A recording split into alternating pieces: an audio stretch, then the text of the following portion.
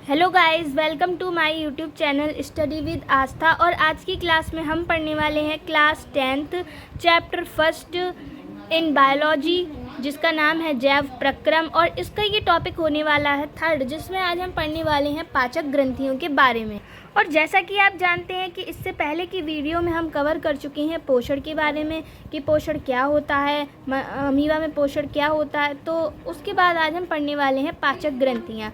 तो the first topic is पाचक ग्रंथियाँ, digestive glands. तो बिना किसी देरी के वीडियो को स्टार्ट करते हैं। तो चलिए देखते हैं कि पाचक ग्रंथियाँ मीन्स डाइजेस्टिव ग्लैंड्स क्या होती हैं। पाचन तंत्र के भोजन का पाचन विभिन्न प्रकार के पाचक एंजाइमों की सहायता से होता है। ऐसी ग्रंथियां जिनसे पाचक एंजाइमों का श्रावण होता है उसे क्या कहते हैं? पाचक ग्रंथियां। और इसके जैसे यकृत ग्रंथि और अग्न्याशय ग्रंथि। तो पाचक ग्रंथियां किन्हें कहते हैं? पाचन तंत्र जो होता है हमारा, जो डाइजेस्टिव सिस्टम होता है, उसमें जो भोजन होता है उसका पाचन विभिन्न प्रकार के पाचक एंजाइमों की सहायता से होता है। मतलब जो भी हम कुछ खाते हैं तो उसका पाचन होता है, और वो पाचन किसकी सहायता से होता है? विभिन्न प्रकार के एंजाइमों की सहायता से होता है। हमारे शरीर में तो एक स्पेसिफिक एंजाइम होता है हर प्रकार के भोजन को पचाने के लिए। एक स्पेसिफिक एंजाइम होता है, जैसे प्रोटीन को पचाने के लिए एक स्पेसिफिक एंजाइम होगा, है ना, फैट को पचाने के लिए। तो उसी तरीके से इसके बारे में हम आगे बात करेंगे कि प्रोटीन का पाचन किस एंजाइम की सहायता से होता है, फैट का पाचन किस एंजाइम की सहायता से होता है।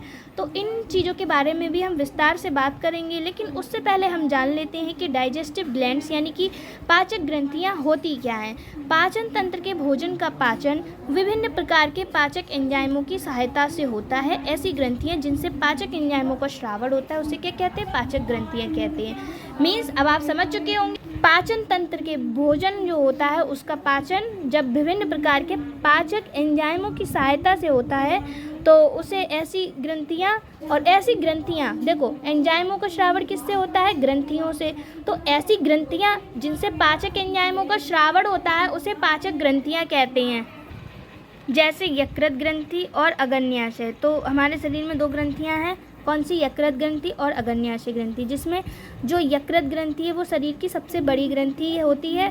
तो एक क्वेश्चन पूछा जाता है कि शरीर की सबसे बड़ी ग्रंथि कौन सी होती है, तो क्या लिख के आएंगे आप लोग? यकृत ग्रंथि। यकृत ग्रंथि शरीर की सबसे बड़ी ग्रंथि होती है। मनुष्य का जो पाचन तंत्र है उसको मुख्यतः दो भागों में विभाजित किया गया है। मनुष्य का जो पाचन तंत्र होता है उसको दो भागों में विभाजित किया गया है। पहला क्या है? आहार नाल, जिसको हम कहते हैं एलिमेंट्री कैनाल। दूसरा है पाचक ग्रंथियाँ यानी कि डाइजेस्टिव ग्लैंड। तो हम पढ़ेंगे सबसे पहले आहार नाल यानी कि एलिमेंट्री कैनाल होती क्या है। तो आहार नाल क्या होती है? इसकी लंबाई 8 मीटर होती है और इसके निम्न भाग होते हैं। जैसे पहला क्या है? मुख गुहा, दूसरा ग्रसनी, तीसरा ग्रास नली, फिर आमाशय, छोटी आंत और बड़ी आंत। इसके बारे में भी हम डिटेल से इसको अध्ययन करेंगे। तो आहार नाल की लंबाई कितनी होती है सबसे पहले जान लेते हैं। 8 मीटर होती है। और इसमें सबसे पहले आती है मुख गुहा, फिर आता है ग्रसनी, फिर आता है ग्रास नली, फिर आता है आमाशय, और फिर आती है छोटी आंत और फिर बड़ी आंत। तो इन सब के बारे में भी हम डिटेल से भी पढ़ने वाले हैं। आप चाहें तो इसका अभी स्क्रीनशॉट ले सकती हैं। 1 2 3 गॉन। तो आहार नाल का जो पहला पार्ट आता है वो है मुख गुहिका, जिसको क्या कहते हैं हम लोग? Buccal cavity. तो ये मुख गुहा और ग्रसनी के बीच पाया जाता है। जो हमारा मुख गुहा होता है और उसकी ग्रसनी जो होती है उसके बीच पाया जाता है। इसका बाहरी भाग मुख गुहा और पश्च भाग ग्रसनी कहलाती है। इसका जो बाहरी भाग जो मुख गुहा होता है जिसमें हम खाना खाते हैं, चबाते हैं, वो क्या है? मुख गुहा। और पश्च भाग जो एक नली समान संरचना होती है उसे ग्रसनी कहते हैं। और जो मुख गुहा की छत होती है उसको क्या कहते हैं? तालु कहते हैं। फर्श पर जीभ और पार्श्व जबड़ों पर दांत स्थित होते हैं। तालु मुख गुहा को श्वसन मार्ग से अलग करता है। तालु का क्या काम क्या होता है? जो हमारा मुख गुहा होता है उसको श्वसन मार्ग से अलग करे रहता है। तो आप जान गए होंगे मुख गुहिका क्या होती है। मुख गुहा और ग्रसनी के बीच जो स्थान पाया जाता है उसको क्या कहते हैं? हम मुख गुहिका कहते हैं। इसका जो बाहरी भाग होता है वो मुख गुहा और पश्च भाग ग्रसनी कहलाता है। छत को हम मुख गुहा की तालु कहते हैं। और जीभ पर, फर्श पर जीभ पाई जाती है और पार्श्व में जबड़े पर स्थित दांत होते हैं। तालु मुख गुहा को श्वसन मार्ग से अलग करता है। तो this is the your buccal cavity. अगला टॉपिक है इसमें जीभ। जीभ क्या होती है? जीभ को इंग्लिश में कहते हैं टंग, जैसा कि आप सब लोग जानते हैं। मुखग्रासन गुहिका के फर्श पर एक मोटी चलायमान पेशीय जीभ पाई जाती है। जो हमारा मुखग्रासन गुहिका होती है उसके फर्श पर ही तो, हमारे मुख के फर्श पर ही तो एक जीभ पाई जाती है। तो ये मोटी होती है और चलायमान मतलब चलती रहती है, और पेशीय होती है। तो इसे क्या कहते हैं? हम जीभ कहते हैं। क्या कहते हैं? जीभ। इसकी ऊपरी सतह पर अनेक सूक्ष्म स्वाद कलिकाएँ पाई जाती हैं। जीभ भोजन में लार मिलाने, भोजन को चबाने या निगलने में सहायता करती है। तो जीभ जो होती है उसके ऊपर छोटे छोटे से दाने समान संरचना पाई जाती है, जो कभी भी आप खाना खाएं तो आपको टेस्ट का पता लगाती है कि ये स्वाद कैसा है, कड़वा है या मीठा है या नमकीन है या खट्टा है। तो हमें किसकी मदद से पता चलता है?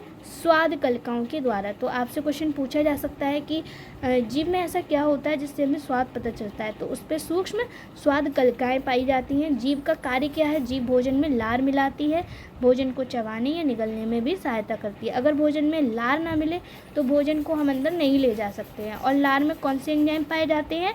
पहला तो है टाइलिन, एमाइलेज, लाइपेज। तो ये 3 एंजाइम आप याद कर लीजिए जो लार में पाए जाते हैं। अब हमने पढ़ लिया कि मुखगुहा में हमारी जीभ पाई जाती है। द नेक्स्ट टॉपिक इज दांत, यानी कि टीथ। टीथ क्या होते हैं? भोजन काटने तथा चबाने के लिए दोनों जबड़ों में दांत पाए जाते हैं। मनुष्य के जो दांत होते हैं वो गर्तदंती, द्विबारदंती और विषमदंती प्रकार के होते हैं। मनुष्य में निम्न 4 प्रकार के दांत पाए जाते हैं। देखो, दांतों का काम क्या होता है? भोजन को काटते हैं या फिर चबाते हैं, और दोनों जबड़ों में दांत स्थित होते हैं। और जो मनुष्य के जो दांत होते हैं वो गर्तदंती होते हैं, द्विबारदंती और विषमदंती प्रकार के होते हैं। देखिए, मनुष्य में निम्न 4 प्रकार के दांत पाए जाते हैं, जिसके बारे में हम आगे बात करेंगे। इसके लिए आप इसको स्क्रीनशॉट भी ले सकते हैं। 1 2 3 गॉन। तो चलिए अब बात करते हैं कि मनुष्य के दांत 4 प्रकार के होते कौन कौन से। पहला है कृंतक, जिसको कहते हैं हम इंसीजर। दूसरा है रदनक, जिसको हम कहते हैं कैपिनस। अगला है अग्रचवर्णक या प्रीमोलर्स। चौथा है चवर्णक, जिनको कहते हैं मोलर्स। तो कृंतक या फिर इंसीजर होते क्या हैं? तो सबसे पहले इनकी संख्या ऊपरी और निचले जबड़े में कितनी होती है? 4-4 होती है। तो जो कृंतक होते हैं उनकी संख्या ऊपरी और निचले जबड़े में कितनी होती है? 4-4 होती है। ये सामने की ओर स्थित होते हैं और भोजन को कुतरने का काम करते हैं। तो आप ऐसे याद रख सकते हैं, का से कृंतक और का से कुतरना। तो ये किस में आता है? कृंतक किसका काम होता है? कृंतक का क्या काम होता है? कुतरने का भोजन को। और इनकी संख्या ऊपरी और निचले जबड़े में 4-4 होती है, और ये सामने की ओर स्थित होते हैं। ठीक है। अगला है इसमें दांतों का प्रकार रदनक, यानी कि कैपिनस। रदनक क्या होते हैं? इनकी संख्या ऊपरी और निचले जबड़े में 2-2 होती है। रदनकों की संख्या कितनी होती है? 2-2 होती है, जबकि कृंतकों की संख्या ऊपरी और निचले जबड़े में 4-4 होती है, और रदनक की संख्या 2-2 होती है। इनके शिखर नुकीले होते हैं और ये भोजन को चीरने या फाड़ने का कार्य करते हैं। तो जो रदनक होते हैं आप पहचान जाएंगे, जिनके जो शिखर कैसे होंगे? नुकीले होंगे। देखिए, जो दांत नुकीले होते हैं वो कौन से होते हैं? रदनक होते हैं। और ये इनका काम क्या होता है? भोजन को चीरने या फाड़ने का। जैसे जो लोग नॉन वेज खाते हैं उन लोगों में ये यूज़ होते हैं, जो रदनक दांत होते हैं वो, क्योंकि ये चीरने या फाड़ने का काम करते हैं। अगला टाइप है इसी में अग्रचवर्णक, जिसको कहते हैं हम प्रीमोलर्स। इसकी संख्या ऊपरी और निचले जबड़े में 4-4 होती है। प्रीमोलर्स ऊपरी और निचले जबड़े में 4-4 पाए जाते हैं, और ये भोजन को चबाने का काम करते हैं। क्या काम करते हैं? ये भोजन को चबाने का काम। किसका? अग्रचवर्णक। चवर्णक अगला टाइप है इसका। ये ऊपरी और निचले जबड़े में 6-6 पाए जाते हैं, और ये भोजन को पीसने का काम करते हैं। देखो, चवर्णकों की संख्या सबसे ज़्यादा होती है, 6-6 होती है, और ये इनका कार्य क्या है? पीसने का। तो अब आपको मालूम पड़ गया होगा कृंतक का काम क्या है? कुतरने का। संख्या 4-4 है ऊपरी और निचले जबड़े में। रदनकों की संख्या सबसे कम होती है, 2-2 होती है, और इनके शिखर नुकीले होते हैं और चीरने और फाड़ने का काम करते हैं। अग्रचवर्णक, इनकी भी संख्या 4-4 होती है निचले, और ये भोजन को चबाने का काम करते हैं। चवर्णक ऊपरी और निचले जबड़े में 6-6, यानी कि सबसे ज़्यादा संख्या इन्हीं की पाई जाती है, और ये भोजन को पीसने का कार्य करते हैं। तो आशा है आपको ये चारों दांतों के प्रकार समझ में आ गए होंगे। तो बात करते हैं हम मनुष्य का दंत सूत्र, यानी कि डेंटल फॉर्मूला ऑफ ह्यूमन। तो मनुष्य में जो दांत होते हैं वो 2 प्रकार के होते हैं। एक तो स्थायी होते हैं और अस्थायी, मतलब द्विबारदंती, मतलब 2 बार निकलते हैं ना मनुष्य के पूरे जीवन काल में दांत। तो स्थायी मतलब जो एक बार निकल आए और अस्थाई इन्हें हम दूध के दांत भी कहते हैं, जो बच्चों में होते हैं, जो टूट भी जाते हैं। ठीक है, तो मनुष्य का जो डेंटल फॉर्मूला होता है वो 2 पार्ट में डिवाइड है, स्थाई और अस्थाई, परमानेंट एंड टेम्पररी। ओके, तो बात करते हैं इनके बारे में। सबसे पहले आता है स्थाई के बारे में पढ़ लेते हैं, फिर पहले अस्थाई के बारे में पढ़ लेते हैं, फिर स्थाई के बारे में पढ़ लेंगे। तो सर आप इसका स्क्रीनशॉट ले सकते हैं। 1 2 3 गॉन। अस्थाई दांत क्या होते हैं? बाल्य अवस्था में पाए जाने वाले दांत कैसे होते हैं? अस्थाई, क्योंकि वो टूट जाते हैं एक समय बाद, तो जिसे हम क्या कहते हैं? हम दूध के दांत भी कहते हैं। और इनकी संख्या शिशुओं में कितनी होती है? 20 होती है। तो हम लिख सकते हैं कि बाल्य अवस्था में जो दांत पाए जाते हैं उसे अस्थाई दांत कहते हैं, और ये दूध के दांत होते हैं, इनकी संख्या शिशुओं में 20 होती है। ओके, तो अब आपसे पूछ लिया जाता है एग्जाम में कि डेंटल फार्मूला ऑफ चाइल्डहुड, मतलब अस्थाई दांतों का दंत सूत्र क्या होता है। तो आई यहाँ पे क्या डिनोट करता है? इंसीजर को, और सी किसको? कैपिनस को, रदनक को, और प्रेमोलर अग्रचवर्णक, और मोलर चवर्णक, जैसा अभी मैंने अब आपको इंग्लिश और हिंदी दोनों में बताया था उसी तरीके से। तो इनकी संख्या, जो बाल्य अवस्था में जो दांत होते हैं उनकी संख्या कितनी कितनी होती है? 2 और 2 कितने हो गए? 4 हो गए। इसको हम इस तरीके से जोड़ेंगे, 2 और 2 4 हो गए, और इंसीजर आधा आधा कर दो तो 1 1 हो गया, और प्रेमोलर 2 2 कर दो ऊपर ऊपर, और मोलर पाए नहीं जाते हैं, इनमें मोलर नहीं पाए जाते। भोजन को पीसने का काम करने वाले जो दांत होते हैं वो नहीं पाए जाते हैं।